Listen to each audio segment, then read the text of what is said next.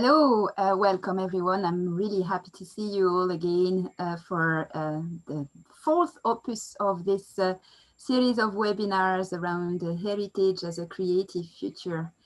And today it's a very special one for me because I've got a very special guest dear to my heart, Alison Harley, whom I met in 2012 when she hired me to come and work in Scotland. So my Scottish adventure started with Alison back in the day when she was head of the School of Textiles and Design in Glasgow.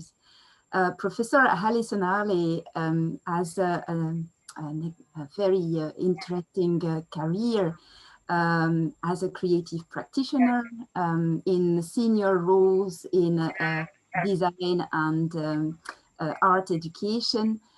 She's worked from Glasgow School of Art to the design college, LASALLE College in Singapore and Galashiels, where she's been head of school and creative director.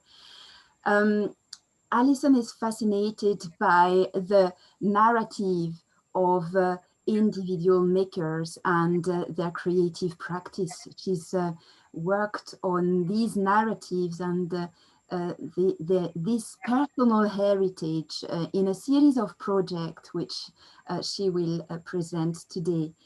So I'm very honored really today to welcome you, Alison, in this special webinar where we're going to speak about the heritage as a collection of narratives, but also as the narrative of these collections. Welcome, Alison. Thanks very much, Aude. Thank you. Lovely to be here. So I'm going to just have the responsibility to share my screen. And I hope everybody can see the screen now.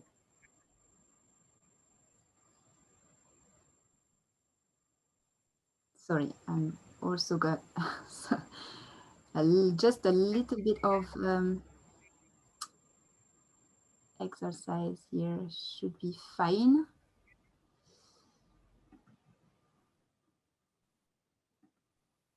And should be okay. Alison? Yep, I can hear you. Right, so Alison, as my previous guests, I would like to ask you the question, what is your definition of heritage? How would you define this concept and give it your own interpretation with regards to your background and research projects? Okay, thanks, Aude. Well, my interpretation or definition of heritage is very much represented in places and people through people's stories and cultures of those people. I would also pose a question back. How do we use these personal narratives as a powerful tool in capturing heritage and culture in both conventional and unconventional ways and to appeal to different audiences? And I think in exploring heritage, we can ask the question, how does it connect back and also help us to look forward? So I think in my presentation focuses on 4 stories or projects, and each explores the narrative of collections and how these offer the opportunity to create collections of narratives. And I wanted to, at the outset, take a few minutes to share some common themes and approaches about the collection. And also, I think, in preparing for this event, reflecting upon these sorts of themes more carefully.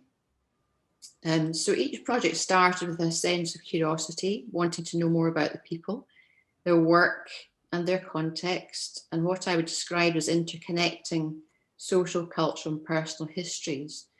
So I'd say these are the just before we go into each of the stories, these are the kind of common themes that I see go across all four that I'm talking about today. So in listening to how the story is told, there's an opportunity to reflect on the question, and how can this be retold with a person and their unique voice at its centre? So I would describe my approach as reflective, especially in the exploration of the creative process, and words such as emotional and organic are of equal importance to me as words such as structure and content in constructing these stories. So over a period of years, I've developed and researched projects that have been very much motivated by my own creative practice and background in art school education, but also in my formal training as a dress and textile historian. And I think as a practitioner, there are conventions of looking and observing, as well as our innate responses to images and objects. These are our visual clues. And as an historian, there are conventions of textual information with objects and images, often supporting speculation, quite often around the maker's intention. So as well as one-to-one interviews, I also use my direct experience and knowledge of creative practice as a form of shorthand. So looking at collections or objects, identifying and selecting pieces or elements that suggest their greater significance, and exploring, importantly, what might be seen as the ephemera and inconsequential, but actually are key in constructing the story. And lastly, during the process of working with people and placing them at the centre of their story, paying attention to these questions and their responses, as these are a great indicator of positive and negative reactions, and have to remember that these are relationships and sensitivities to navigate. So being able to be alert to different reactions is a more nuanced part of the process, but no less important in the success otherwise of a project.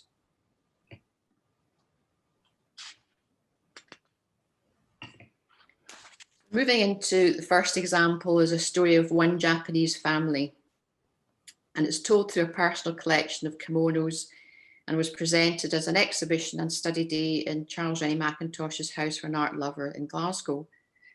So the origin of this project comes from a set of kimonos inherited by Yoshino Sato Brown after the death of her parents in Japan a few years ago. And it was a collection that was amassed by her mother, and like a lot of inherited garments and clothes, almost dispersed or cut up for more mundane uses. So if we can have the next slide. As a collection, they tell the story of one family, and it reaches back over almost 100 years into history, from Yoshino's grandmother, born at the turn of the 20th century, to her mother, who bought most of the kimonos during the 70s and 80s. So the starting point of the project was to build what we call a biography for each kimono, establishing their individual stories, as well as identifying the formal function of each and their particular fabrics and textile production techniques. So very much through listening to Yoshino, and some of the 30 or so kimonos could be connected to family photographs. So we can see here the family group of Yoshino with her brother and parents. And across several generations, there was a whole collection of family photographs that we could look at and place the kimono biographies within that context. So working together, we developed a detailed description of each kimono, and we developed I developed the curatorial approach to the exhibition. This shows a short extract from Yoshino's family story, and I think it really gives a sense of the kind of story being told, which I would describe as very modest and reflective of her traditional Japanese family. So the extracts of her story were worked into the exhibition through a series of panels. And these panels were presented alongside the kimono collection. So seen together, they created a very intimate and personal narrative of the family. So in the collection, as I say, there was around 30 kimonos. You can see some examples of these in the slides. Yoshino on the top left, I think describing the height of one of her relatives, and behind her a picture of her grandmother. Bottom left is a picture of students studying the kimonos up close. And that was very much the mood of, or the feel of the day. And the study day was to enable students to really look at the kimonos and be able to examine them and how they were made. So it wasn't really a museum type setup where it was looking but not touching.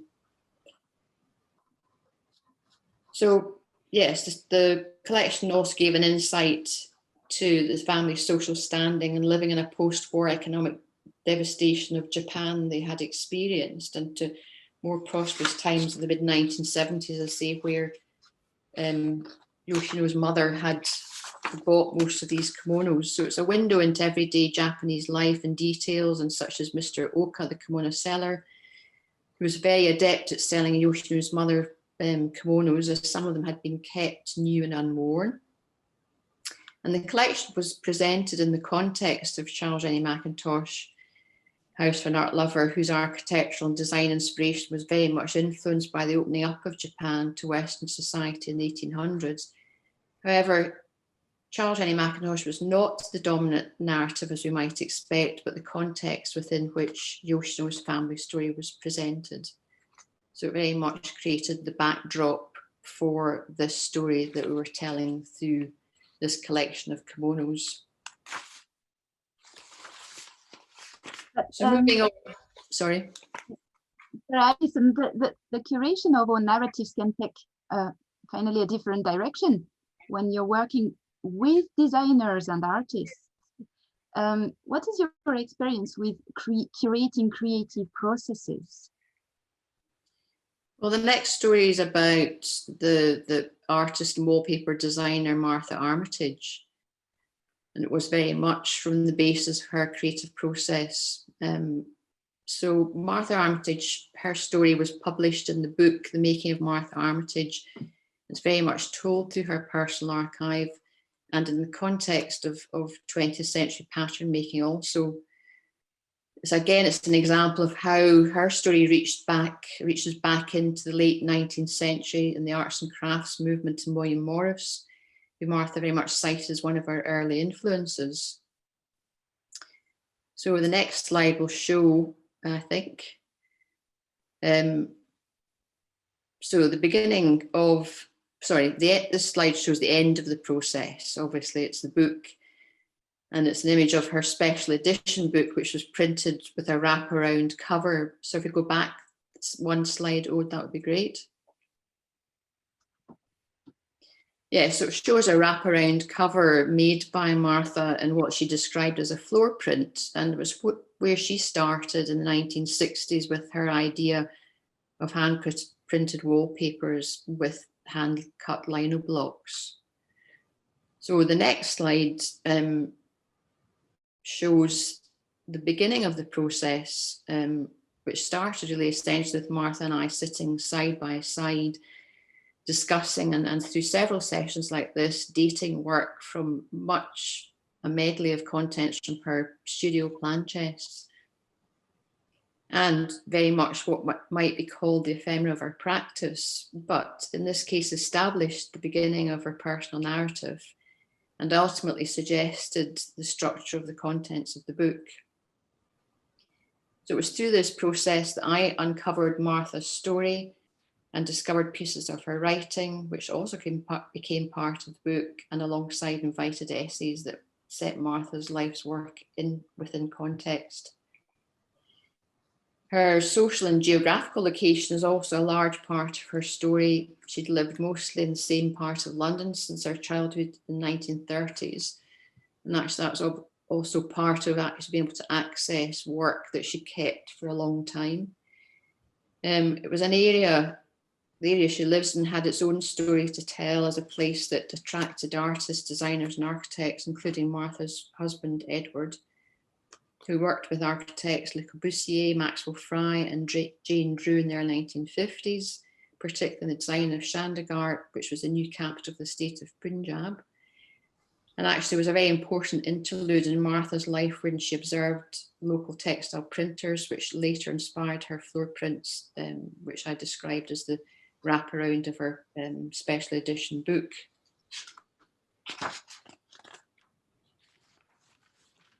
So this shows Martha in her studio, and it's an older photograph. It's not recent, but the main character in this picture is her 100-year-old offset lithopress, which she bought in 1968. And I think this picture was taken around that time.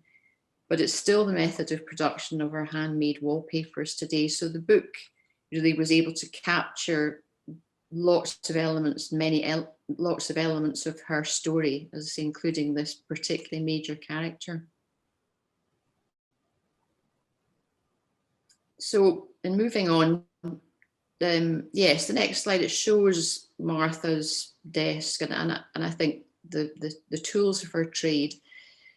And although our art school experiences were some 30 or more years apart, I instinctively understood her creative process and what I've earlier described as a shorthand or implicit knowledge that allowed me to experiment with ideas for the creation of the book, the production of the book, which became a creative process in itself. So the project was about presenting her story, selecting, interpreting, rediscovering with her as the artist, a constant and continuous and active negotiation. And I would describe it as a true collaboration in achieving the publication, not just with Martha, but also the book designer, the photographers, and with Martha's family, who were very much an important part of the process of negotiation, as well as contributing to the book. And my last slide about this story is an extract from a review by Mary Shazer. And I've included it because it describes the value of how this personal narrative has been constructed in telling a practitioner's story. And as she writes, a privileged glance over the artist's shoulder. And I think also an example of quite an unconventional approach to telling a personal narrative and story.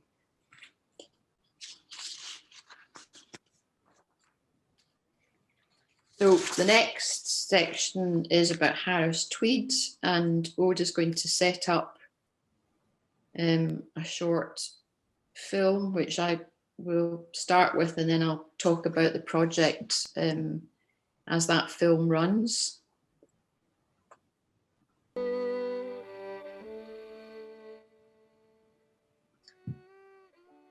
So this is a film that lasts about 7 minutes. I'm not going to play the whole film, but just to give you a feeling of what's in the film. So it's a short film, which is also part of the storytelling of the project, which is called The Heritage of Making for a 21st Textile Industry. So the photography of the film comes from the book that sets out the elements and structure of the project. And these were context, workshops, people and process, and they were all integral to the story of telling the story of Harris Tweed through the book, people who bake it, how it's produced, and where they live and work. So it very much places these personal narratives in the context of the landscape, and as you can see from some of these images, very easily reflecting the cloth of peaty browns, flecks of turquoise, pinks, greens and blues that you can see. So as a story, Harris Tweed has a great appeal. Harris Tweed is described as a heritage cloth with its own unique story to tell. So it connects with people's imagination and appreciation of that story. It's also a story of survival, with its heritage stretching back to pre-industrial ages and hand looms in most houses of rural Scotland. And it's also known internationally, especially in Japan, where they recognise a similar story of the relationship of cloth to landscape and their own heritage. The section of people, which you can see coming up, some of the images from that, is made up of a series of interviews, and these went from the CEO to the weavers and the mill workers and the van driver, and they each had their own story to tell, and it really did capture a hugely positive moment reflected in all of those stories. So setting these in context and with photography that sensitively describes this context, the essence of this powerful story is presented, and very much one of success on a small island that sees itself at the centre of its industry.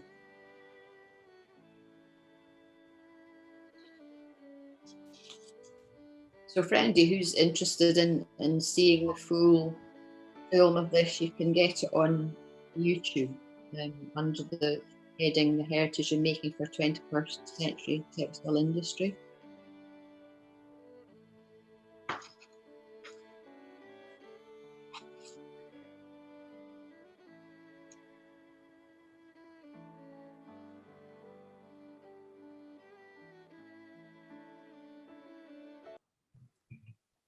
It's always heartbreaking to stop such a beautiful film.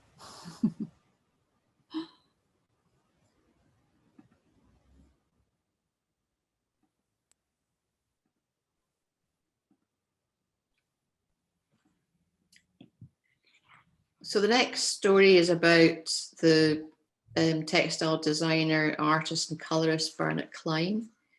And again, we've got a short, but this is a very short extract that we're going to show it, and it's to listen to because it sort of introduces this story to you.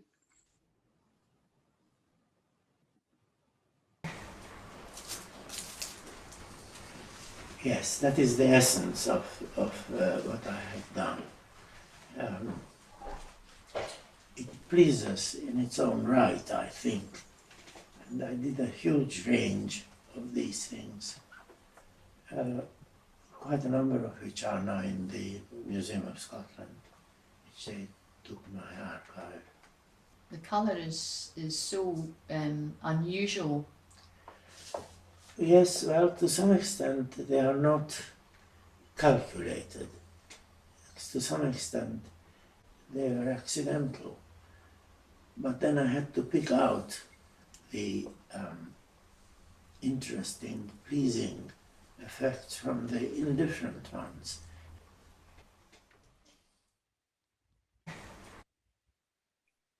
So that, as I say, that was a short extract from a longer film of an interview with Bernat Klein, who I met for the first time and interviewed him in 2012 at his modernist home, High Sunderland on Scottish borders. And really, with hindsight, that was where my starting point, everything that has evolved from there into a major project with the formation of the Bernat Klein Foundation in 2017.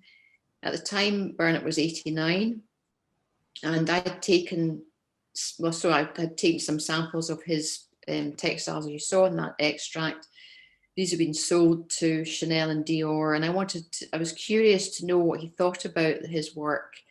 These are now known as couture tweeds, and they were groundbreaking in their design and production techniques at that time and really haven't been rivaled since.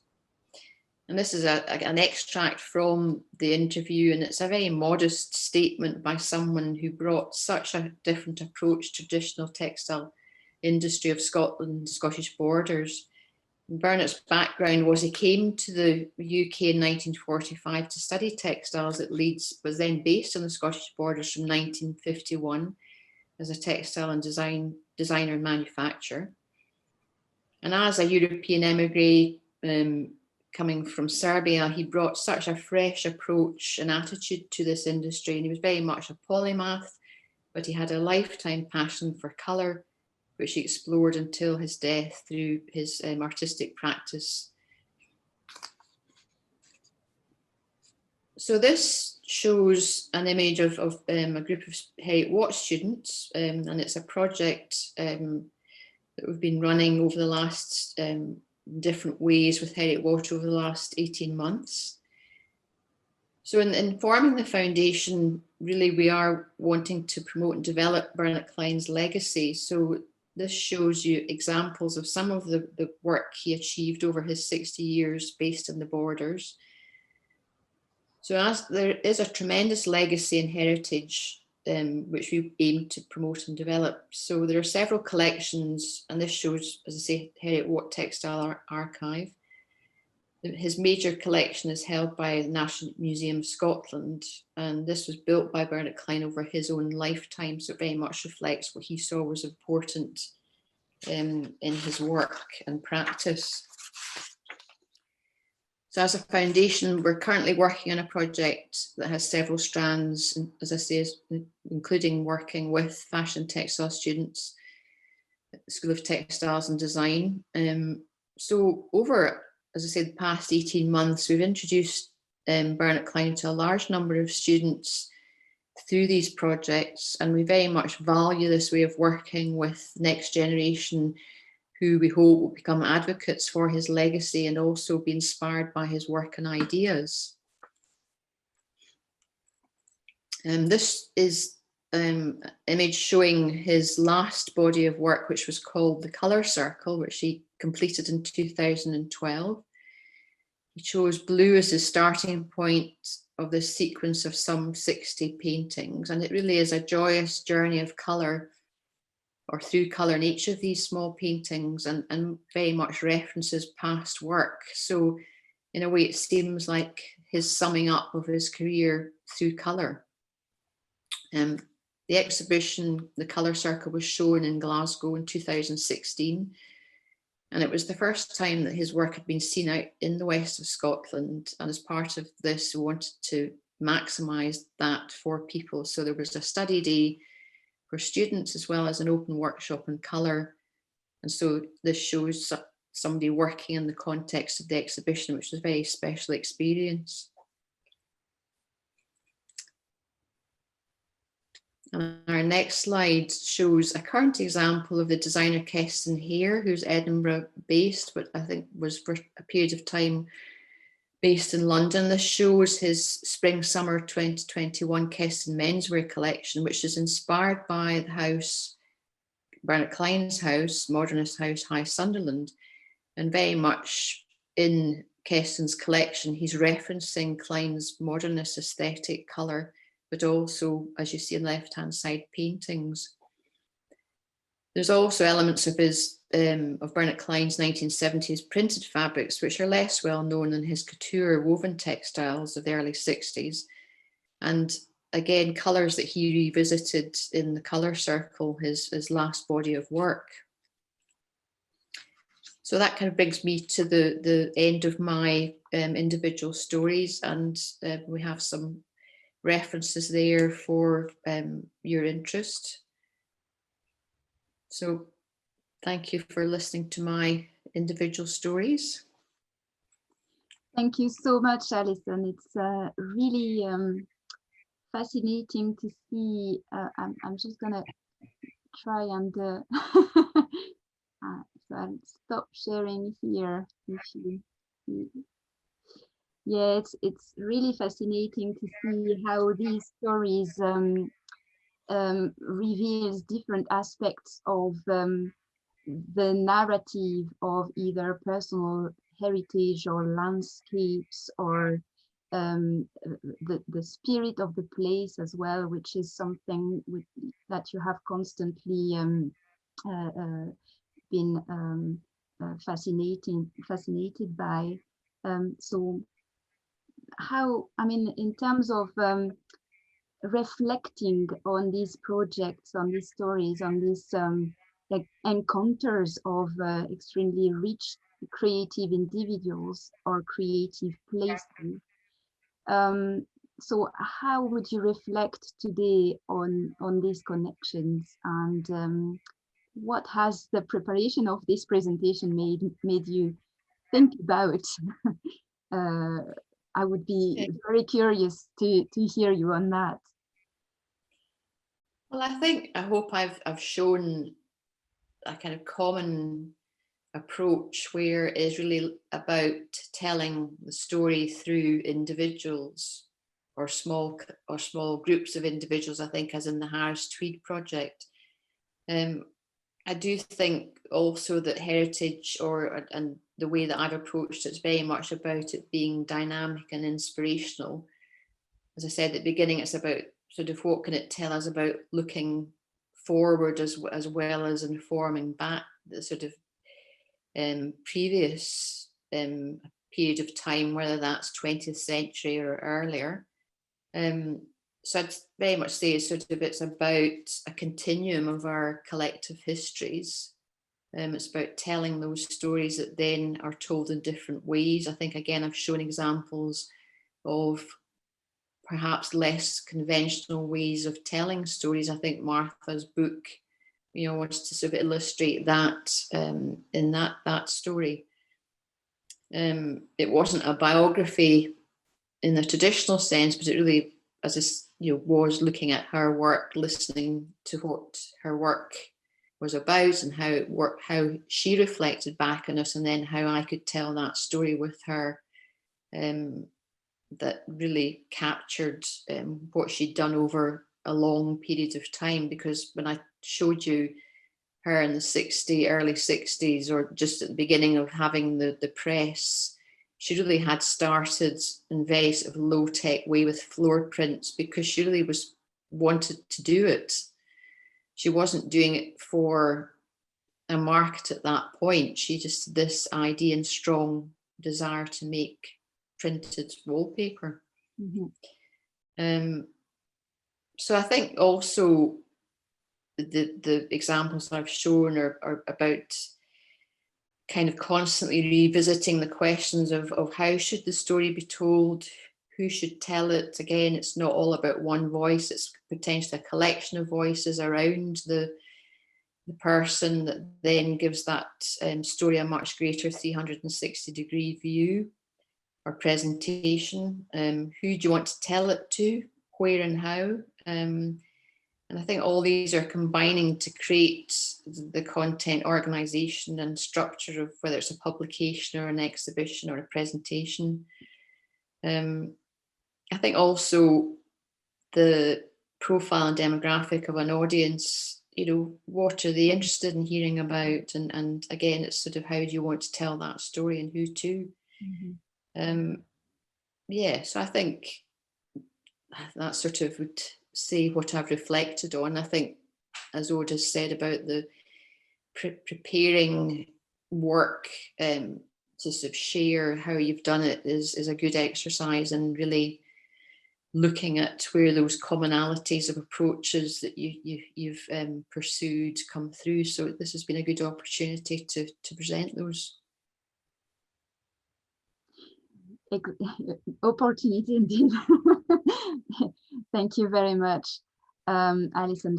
Again, this was really interesting and shows a variety of ways to approach these fantastic stories of lives, careers, and creativity.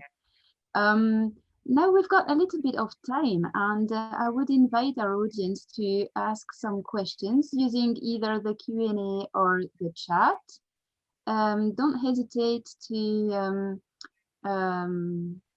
comment or ask your questions directly to Alison.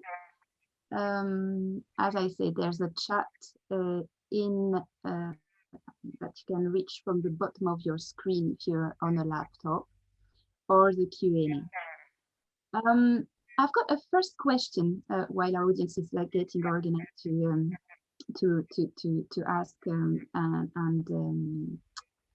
interact with you, Alison. First question is, with the Bernat Klein project that you are currently developing as the chair of the Bernat Klein Foundation, due to the pandemic, envisage a shift from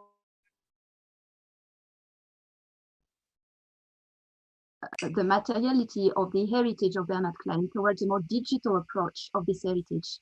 Can you tell us how you have operated this modification of perspective on the way you're going to approach, on the way you would engage with this heritage? Yeah, I think since last March, we've all been challenged by plans that we had and thought we could follow to really stopping and realizing that it wasn't something that was going to change, or the circumstances weren't going to allow us to follow through on the original plan. So We currently have the project that the Heriot-Watt students I showed are part of as one area of the project. So it's a project supported by the Heritage Lottery Fund as well as the William Grant Foundation, and it really is about collecting. It's called Securing the Creative and Cultural Legacy of Bernat Klein. So as part of that, there is oral history, collecting stories of people who knew Bernat Klein, but also the contemporary interpretation through students looking at Bernat Klein's legacy. So as a foundation, we've developed our website fairly incrementally. So one of just at the beginning of last year, we had decided we would put in a journal as part of a new section to then represent or showcase particularly the work of the students' work in progress. And we had a small educational award which was showcased on that journal. And it really, at the beginning of March, sort of April last year, in working with that journal, realizing really there was an opportunity to think much more about the Bernat Klein Foundation, looking at creating content to be much more as a digital resource and going forward. So how do we as a foundation offer the opportunity to develop the narrative of around Bernat Klein in going forward? So in February, we were fortunate to be awarded Creative Scotland funding for a year-long project which starts this April, which will be developing digital and creating content in different ways for the website. And I think the point about there being materiality, Bernat Klein is very much his collections, obviously archive collections are all about materiality, but I think the challenge is to not lose the sense of what that represents, but how to then present that in a digital space that allows and enables people to appreciate this range of work he did without losing that. Absolutely, and this is very much in prolongation of your pioneering work for the the Center of Digital Textile. Yeah, that's actually sort of a project which was developed and set up this early 2000s, and the two projects running simultaneously one was about Robert Stewart, who was a designer and head of textiles at Glasgow School of Art for a long time. It was exploring his legacy, but also simultaneously setting up a centre for digital production of textiles. So it enabled the reproduction of some of his work, but very much within a controlled and design-led environment. Thanks, Alison. I've got a few questions here, if you don't mind answering them.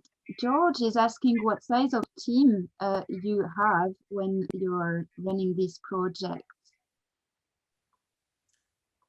It varies, I think. With usually, I think there's a core team of 3 or 4 people. I think, you know, that's usually the scale. They're not big teams. So in the kimono exhibition, I worked with the programme coordinator at the House for an Art Lover. We worked together on how to programme and present the exhibition. But also, as I mentioned, working closely with the owner of the collection the other important element, the other part of the team was the graphic designer, who then interpreted the stories into panels, and the first slide you saw, which was the poster and invitation to the exhibition. So I think always a small core team of different skills. With Martha's project, as I mentioned, the book designer I worked with was really important in the whole process of developing the idea of the book, and the sensitivity of design that he showed in interpreting the ideas into the design of the book was really important as well. Another question for you. Sorry, it's but actually not, because it's related to Martha Armitage. So Jean Rousseau asks if you could recap on who Martha Armitage collaborated with. Could you give us a little bit more? Martha Armitage is a solo set up, in that she set up Martha Armitage Prints as a company eventually in the sort of, I think, sort of mid or early 1990s. So really her story is very much about her commitment and sort of drive really to develop this idea of printed, hand printed wallpapers. And so her process that you saw, sort of some of her tools of her trade, where she essentially takes a drawing that she's done and translates that onto a lino cut, which she does. So she controls the whole process, including the printing of those papers. Now her company, her daughter, is working with her and doing the kind of heavy, the sort of printing of the papers. But really Martha's success came from being persuaded to work with a wallpaper company called Hamilton and Weston, who I think had to sort of woo her over a number of years to actually persuade her to let them sell her wallpapers. So that's a company that was set up by a husband and wife team. And yeah, so she joined their collection. So really that sort of was where the commercial success came from for her. Thank you. And I suppose if some of our attendees are interested in knowing more about Martha Armitage, the book is still available from the website. Yeah. So in the references at the end of this presentation, you might have a link to the website where you can purchase this book. I've got two questions finally, which are actually interrelated. So I'm going to just try and maybe synthesize both. So one is asking, how important are the garment narratives versus the materiality of the piece, sample of or garment? And the other question is more like a comment from Fran Sheldon. I'm interested in narrative and the responsibility as a custodian of cultural heritage. Is it important to be able to decipher what elements of design and process come from the creative mind of the individual maker, and what elements of design and process that are traditional and heritage? I'm not very sure about the end of the question, but it's basically about the design process and how you interpret and decipher this design process in order to highlight the various the issue regarding cultural heritage and cultural appropriation. I'm interpreting in the good way. So the first question was about, okay, the first question was about the garment. What's the garment? Narratives. Could you recap? So the first one, sorry, how important are the garment narratives versus the materiality of the piece, sample, garment? I would say that they're interconnected. I don't think you can look at a garment and not look at what they're made from. So in the example of the kimonos, although Yoshino's collection was familiar to her because she had seen her mother wearing them or had worn some herself, she didn't really know the detail of the cultural, wider cultural significance of those garments. So working with her, I understood the personal, I would say the garment. I understood the garment, and then we actually involved a Japanese scholar who we could discuss the significance, or the material, the materials that have been used, where they've been made, how they've been made. So that gave a much broader social, cultural context that then the kimono story that Yoshino was telling me could sit within. So I think both are equally connected, but tell you different, or ask different questions, or tell you different things that then you can reach into to see whether it's the personal narrative that then connects with a social economic story that then allows you to give a wider context of that story. Thank you, Alison. And so the last question, and I think we're going to have to say bye-bye to everybody, from Fran Sheldonese about the articulation between the creative mind and of the individual maker and the elements of design and process that are traditional and connected to the heritage. So how important is it to analyze the articulation and interconnection between both when you are exploring the design process of a creative person?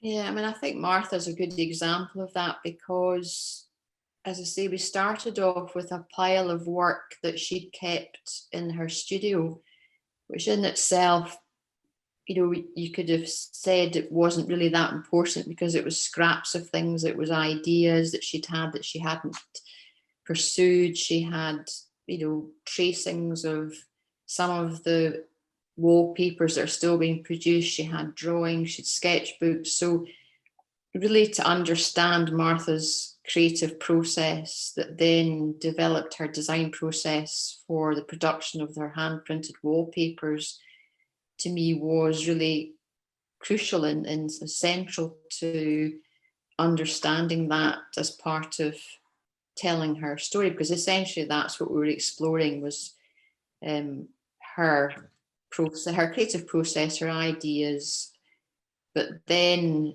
and that linked through to traditional processes, as well as her education as an art student in Chelsea in sort of mid-40s. So the experience she had at art school, and it was very much about the tradition of printmaking. I mentioned that she was influenced or admired William Morris. So those, what we recognise as traditional pattern making, were a background to her that came in and out of her creative process.